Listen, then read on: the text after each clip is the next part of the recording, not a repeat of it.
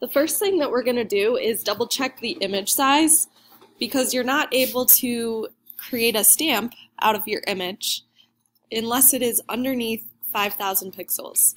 So to double check the image size, go up to Image at the top, Image Size, make sure inches is set to pixels, and then if the height or width is above 5,000, you do need to change that. So let's say it was set to 5,000. You would have to get rid of that and change it to 4,999. So 4,999 or less will work for the pixels. So I'm going to hit cancel because mine was okay. Mine was below that amount of pixels. You don't have to change it if yours already is below. So leave it if it's below 5,000 pixels. And after you have that, you're going to create a stamp out of your image. So I'm going to go up to Edit, and then down to Define Brush Preset, and you can call your stamp whatever you want. So I'm going to name it Stamp 1 so I can find it, and then I'll hit OK.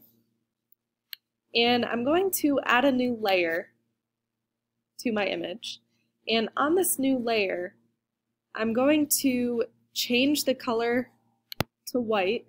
So I'm going to grab my paint bucket on the left side, set it to white, click to fill it, and then I'm going to grab a new picture. So the texture layer that you're going to be mixing the stamp with, basically. So I'm going to go to File, Place Linked, and find where that texture picture is. And I'm going to hit Place. So now I'm going to rotate this image and just make sure that it fills the picture. And I'm going to stretch it here as well.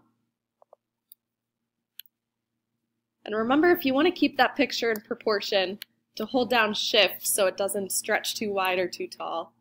But then on that photo, I'm going to add a mask. The mask is in the bottom right-hand corner here, the square with the little circle in it. And when I click on that, I'm going to hold down Option so that it has that black fill on the mask. So if I did not hold down Option, you would get a white mask in your layers panel. So make sure again you hold down Option when you click to add the mask. So now I'm going to grab my paintbrush, and that should bring up right away the stamp that you created. If it didn't, go up to your paintbrush settings and look for this stamp. And make sure all your settings are set to normal. Opacity is at 100%. Your color should be white, since our mask over here is black. So we want to bring back a section of the picture here. So with my mask, I'm going to just click on the image, and it's going to use that background and start to bring and overlay my picture back. Go ahead and move on to the next step that is in the next video for how to continue with this.